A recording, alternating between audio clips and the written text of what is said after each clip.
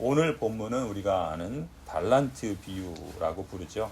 예수님께서 열 처녀의 비유에서 깨어있음이라는 것이 준비성과 관련되어 있다라고 말씀해 주셨죠. 또 오늘 이 달란트 비유에서는 예수님의 재림을 기다리는 동안 제자들이 무엇을 어떻게 준비해야 하는지에 대해서 말씀해 주십니다. 내용을 보면 어떤 사람이 여행을 떠나지요. 자기 종들을 부릅니다. 그리고 자신의 재산을 그들에게 맡기지요. 청지기로 맡깁니다. 주인은 각 사람의 능력을 따라서 한 사람에게는 5달란트, 또 한 사람에게는 2달란트, 다른 한 사람에게는 1달란트를 맡기고 떠났습니다. 5달란트를 받은 사람은 바로 가서 그것으로 장사를 해서 2배로 늘립니다. 오랜 뒤에 주인이 돌아와서 이 종과 세무하게 되죠. 주인은 5달란트를 받은 종을 칭찬합니다. 21절이죠. 잘했다 착하고 신실한 종아, 너가 적은 일에 신실하였으니 이제 내가 많은 일을 너에게 맡기겠다. 와서 주인과 함께 기쁨을 누려라 말씀합니다. 2달란트를 받은 사람도 곧 가서 그것으로 장사를 해서 2달란트 배로 더 벌었습니다. 그 종도 역시 칭찬을 받았죠. 23절입니다. 잘했다 착하고 신실한 종아, 너가 적은 일에 신실하였으니 이제 내가 많은 일을 너에게 맡기겠다. 와서 주인과 함께 기쁨을 누려라. 같은 칭찬을 받습니다.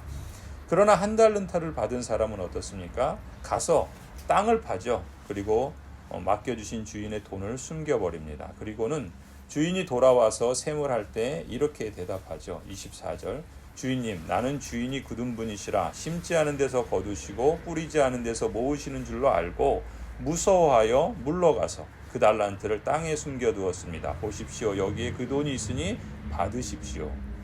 이 말을 들은 주인이 26절에 그 종에게 대답하지요. 악하고 게으른 종아, 너는 내가 심지 않은 데서 거두고 뿌리지 않은 데서 모으는 줄 알았다. 그렇다면 너는 내 돈을 돈놀이 하는 사람에게 맡겼어야 했다. 그랬더라면 내가 와서 내 돈에 이자를 붙여받았을 것이다. 그리고 말하죠. 그에게서 그 1달란트를 빼앗아서 10달란트 가진 사람에게 줘라. 가진 사람에게는 더 주어서 넘치게 하고 갖지 못한 사람에게는 있는 것마저 빼앗을 것이다. 이 쓸모없는 종을 바깥 어두운 데로 내쫓아라. 거기서 슬피 울며 이를 가는 일이 있을 것이다. 예수님의 재림을 기다리는 동안, 그 시기가 초대교회가 기대한 것처럼 그렇게 짧지 않았어요. 지금도 우리는 기다리고 있습니다. 그렇다면 이 기다림의 기간 동안 제자들은 무엇을 해야 되는가? 또 어떻게 준비해야 되는가? 한마디로 하나님의 부르심을 받은 사람으로서 하나님의 보내심의 사명을 바르게 알아야 된다는 거예요. 그리고 그 사명을 책임감을 갖고 신실하고 성실하게 감당하는 자에게 하나님께서 상을 주신다라고 말씀하시죠. 이 달란트 비유는 한마디로 표현하면 책임감이라 말할 수 있어요. 어제 그 열처녀의 비유는 준비성이라고 한다면 이 달란트 비유의 핵심은 책임감인데, 책임감은 뭡니까? 내가 해야 할 일들이 무엇인지 아는 거예요. 그리고 끝까지 맡아서 잘 수행하는 태도를 책임감이다, 이렇게 사전적으로 정의합니다. 영어에서 책임감이라는 단어는 2단어가 합성어예요. 그러니까 그 외부로부터 오는 어떤 도전이나 부름에 대한 반응, 응답이라고 하는 단어가 있어요. 이제 response라는 말인데, 그것과 이 능력, ability라는 말, response와 ability가 합쳐져서 responsibility, 책임감이라고 영어는 표현합니다. 그러니까 책임감이라는 단어의 2단어의 의미를 합하면 이 책임감은 뭔가 어떤 부름이나 도전에 대해서 응답하는 능력이 책임감이라는 거예요. 그런데 그 도전은, 그 부름은 여러 가지가 있겠죠. 뭐 소위 말하는 나라의 부름도 있어요. 역사의 부름도 있죠. 그래서 예전에 우리나라 한 대통령은 사람들에게 이런 그 사명문을 외우게 했죠. 의무적으로. 우리는 민족 중에 역사적 사명을 띠고 이 땅에 태어났다. 초등학교 가면은 그냥 맞아가면서까지 외우도록 시킵니다. 그러니까 그냥 건드리면 저절로 나와요. 그렇죠? 군인들이 맞아가지고 뭐 이렇게 딱 누르면은 뭐 이렇게 뭐가 나와야 되는 것처럼. 뭐 그게 나라의 부름일 수도 있고 역사의 부름일 수도 있고 뭐 회사의 부름일 수도 있고 가정의 부름일 수도 있고 아니면 자기 자신의 내면의 부름일 수도 있어요. 근데 우리가 이 달란트 비유에서 주목해야 할 점은 뭡니까?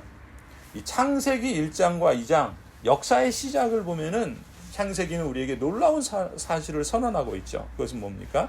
하나님의 부르심에 대해서 말하고 있어요. 그리고 하나님의 보내심에 대해서 말하고 있죠. 하나님께서는 이 세상을 창조하시고 이 세상을 사람들에게 맡기십니다. 지금 주인이 종에게 달란트를 맡긴 것처럼. 그리고 세상을 다스리고 땅을 정복하고 또 잘 가꾸고 관리하라 라고 하는 라다의 사명을 주세요. 너도 잘 살고 모든 만물도 잘 살도록 그렇게 하라. 그런 하나님의 부르심과 보내심을 받았다는 것이죠. 그런 맥락에서 책임감은 뭐냐? 1차적으로는 하나님의 부르심에 대해서 응답하는 능력이 책임감이에요. 그러니까 하나님께서 내가 해야 할 일들이 무엇인지 하나님이 주신 것을 알고 또 그것을 끝까지 맡아서 잘 수행하는 태도야말로 책임감이라 이렇게 말할 수 있어요. 그러니까 이 책임감의 출발점은 뭐냐면 내가 해야 할 일이 무엇인지 아는 거예요. 내가 어떤 부르심을 받았는가 분별하는 것에서부터 출발합니다. 이 성경이 말하는 사실의 근거에서 우리는 있는 그대로 하나님께서 우리에게 어떻게 부르셨고 무엇을 위해서 보내셨는가라는 것을 인식할 필요가 있는 거예요. 그렇게 보면은 하나님은 우리에게 엄청난 거를 주셨다라는 것이죠.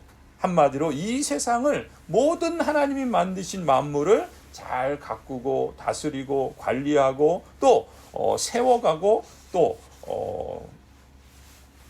풍성하게 하는 그런 부르심을 또 보내심을 받은 것이죠.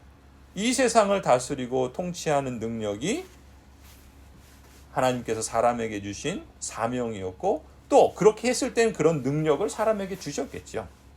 그래서 하나님은 이 사람에게 이 세상을 잘 관리하는 라다의 사명을 주셨다. 그리고 그 세상을 관리할 만한 능력을 사람에게 주신 것이다. 이것이 성경이 우리에게 말씀하고 있는 놀라운 사실이죠. 그런 점에서 사람은 한마디로 능력 덩어리라고 말해도 틀린 말은 아니에요. 우리 모두는 하나님이 주신 능력을 각각 가지고 이 땅에 태어났습니다. 각 사람에 따라서 그 능력에 따라서 달란트를 주신 것처럼. 그러니까 우리 안에는 하나님이 주신 능력이 있어요. 여러분 안에 엄청난 능력이 매장되어 있는 겁니다. 금이 매장된 걸 금광이라고 그러죠. 석탄이 매장된 걸 탄광이라고 그래요. 여러분은 능력이 매장되어 있는 거예요. 모든 사람에게는 하나님이 주신 능력이 있습니다. 능력광이라고 할 수 있어요.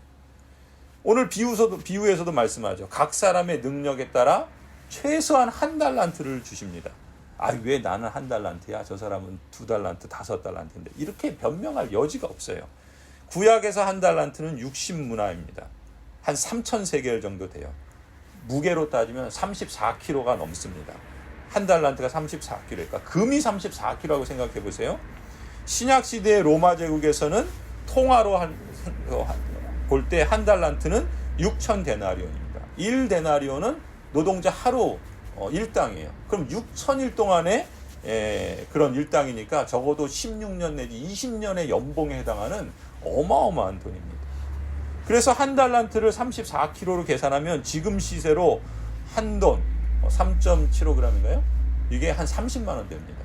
그러니까 대략 한 30억이 넘는 어마어마한 돈이에요. 30억 내가 갖고 있어서 은행에 넣으면 어떻게 됩니까? 지금 이자 5%, 6% 따지면 얼마예요, 이게 도대체? 어마어마한 걸 하나님이 주셨다는 거예요.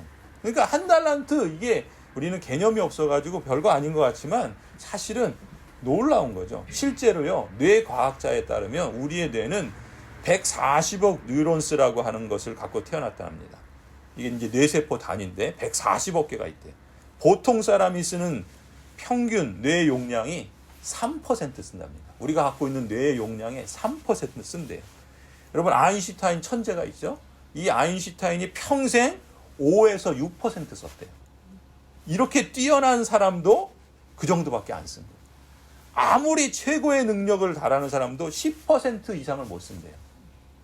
그러니까 우리가 갖고 있는 부름을 인식하지 못하고 우리에게 주신 능력의 10%도 못 쓰고 우리는 천국에 가는 거예요. 어떻게 보면 좀 비극이죠. 그러니까 이런 식으로 보면은 이 세상을 떠나서 저 천국에서 주님 만날 때 뭐 우스갯소리로 한바탕 소동이 벌어질지도 몰라요. 왜냐하면 아니 내 안에 그런 능력이 있었단 말이야? 뭐 이런 탄식의 소리들이 여기저기서 나올지도 몰라요. 그러니까 하나님께서 인간에게 주신 능력은 어마어마한 거죠. 그리고 그 능력은 땅에 파두고 보관하라고 주신 게 아니에요.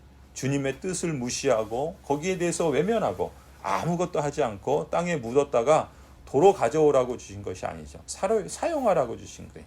하나님께서 이 달란트 비유를 통해서 가르쳐 주시는 게 이런 거죠.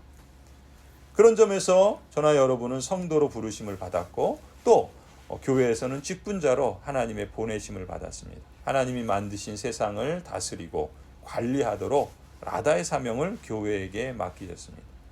그리고 그러한 능력이 있는 것이죠.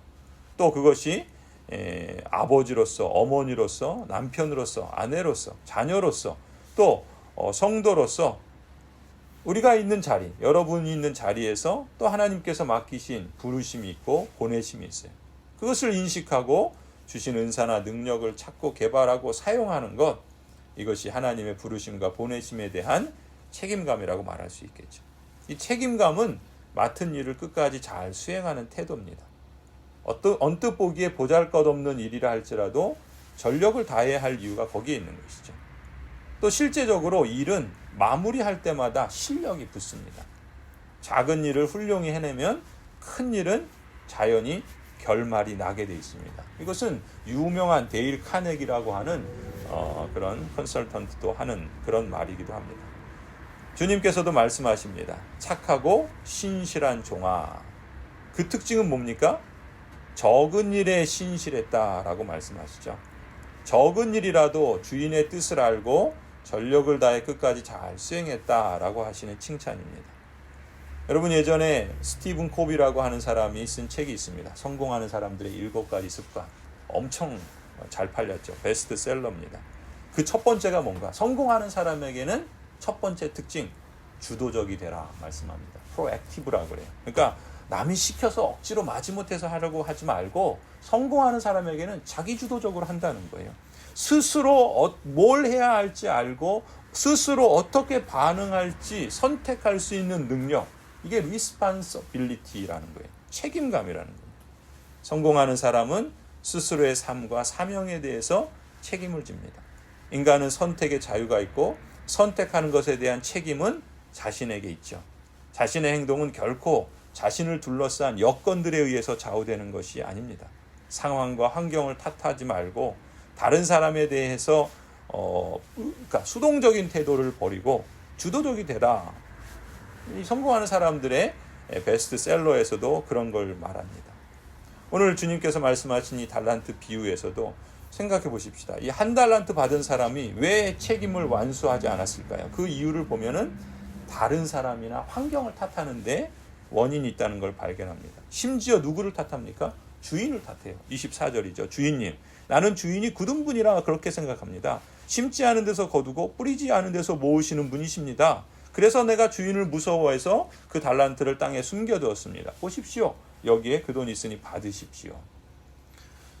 이 달란트 받은 이 한 달란트 받은 이 종의 이 생각, 그가 갖고 있는 사고 방식, 그가 품은 마음, 그걸 보면은 이 종의 잘못은 주인에 대한 인식부터 잘못되어 있어요.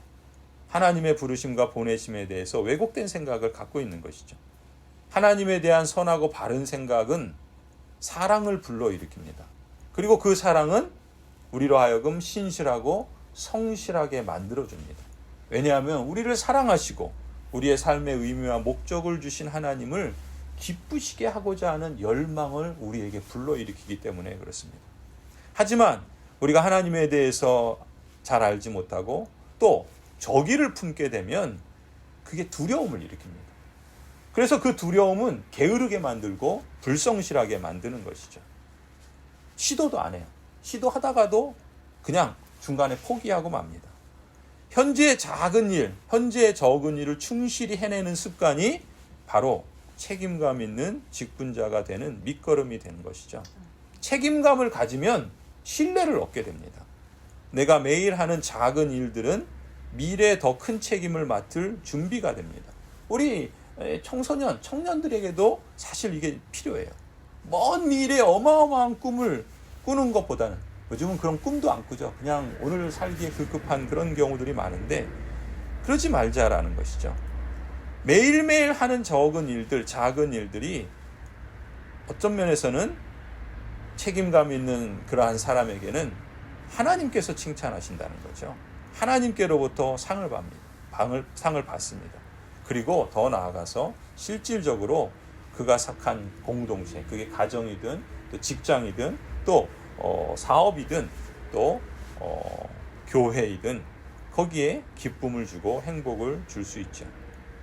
성도 여러분, 어디서든 맡은 일과 직분을 서로 비교하고 또 거기에서 상대적인 우위를 느끼면서 만족감을 얻거나 또 우월감을 가지거나 또 상대적인 그런 박탈감을 가지면서 열등감을 갖거나 남을 탓하기보다는 주님께서 맡기신 사명, 그리고 하나님께서 뜻하신 그 부르심의 뜻을 우리가 알고 또 그것을 책임감 있게 하나님을 기쁘시게 하려는 열망을 갖고 신실하고 성실하게 응답하는 삶을 살아가기를 소원합니다. 이러한 복된 삶, 그래서 오늘 하루도 또 우리의 매일매일이 또 하나님께서 우리를 부르시는 그날까지 칭찬과 상을 받는 그런 삶으로 살아가기를 간절히 소원하고 축원합니다.